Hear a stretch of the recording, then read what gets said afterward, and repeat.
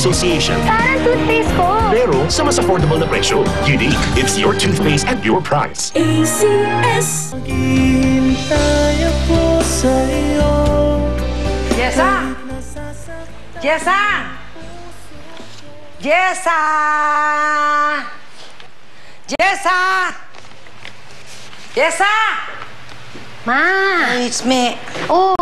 Alam mo, dito pa ba umuwi ang anak mo? Oh. Kasi wala naman doon sa kwarto. Ma, wala si Jessa. She's on vacation. Nag-outing sila sa trabaho. Kaya nag-iwan ba ng pera? Oo. Kaya lang, medyo paubos na kasi nagpa-hair treatment ako. Medyo may kamahalan. Ano? Oo. Sobra ka talaga. Ikaw naman, inuna-una mo pa yung mga hair treatment mo yan. Sana man lang nagtabi ka para dito, disconnection na tayo sa kuryente tsaka sa tubig. Oh. Ano ka ba naman? Di pagbalik na lang ni Jessa. Sigurado naman may dalang pera yun, ano? Kung wala, aber, ano palagay mo naman kay Jessa na namumulot ng pera dyan sa tabi-tabi? Ha? Ikaw talaga, ikaw. Napakagastadura mo. Hay nako, subukan niyang hindi magbigay ng pera. Ingudod ko yung mukha niya dyan sa asido para lalo siyang pumangit. Mukha siyang acidic. Ano ba naman yun? Pangit na acidic pa? Aba, ayaw ba niya yun? Pwede siya maging modelo ng muriatic acid. Muriatic acid pa!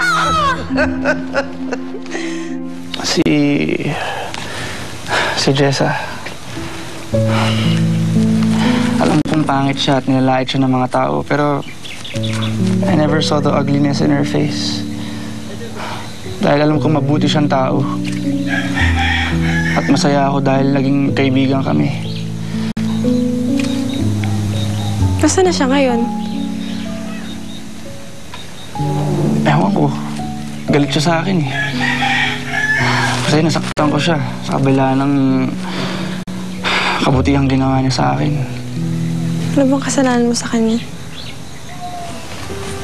Ayoko nang alalahanin pa yun. Because it only reminds me how big of a jerk I am. Wala akong karapatang saktan siya o kung sino man. And if I could only turn back time, hindi ko magagawa sa kanya yung muli. Bakit di mo sabihin sa kanya yan? Sinubukan kong humingi ng sorry sa kanya. Pero tumakbo lang siya, papalayo. I know she won't easily forgive me. Pero sana in time, mapatawad niya rin ako.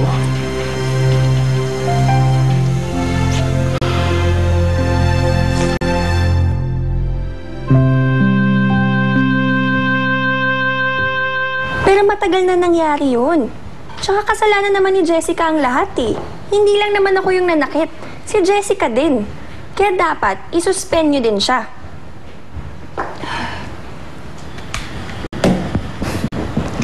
Oh, ano nangyari sa'yo? May agent just informed me na suspended daw ako sa lahat ng modeling gigs ko. Nalaman kasi nila yung nangyari last fashion show sa amin ni Jessica. And they blame it all on me. Ikaw naman kasi. Dapat inisip mo yan bago ka nakipagrambulan doon kay Jessica tsaka kay Esmeralda. Hindi ko naman kasi alam, nakasama pala sa pagrampa ng damit ang good morals and right conduct. Buwisit talaga yung Jessica yan. Nawawala yung Catholic breeding ko sa kanya. Hayaan mo na, at least makakapagpahinga ka na ilang araw. Alam mo, matawagan na lang kaya si Angel. Nasaan kaya siya? Huwag mo na siyang tawagan kasi alam ko kung nasan siya. Alam mo kung nasan siya? At ayon dito sa binabasa ko, out of town ngayon si Angelo. At hulaan mo kung sino kasama niya. Don't tell me, si Jessica? Ang galing mo. Alam mo, mabuti pa mag-impake ka na lang ngayon. Dahil pupunta tayo kung nasan man sila.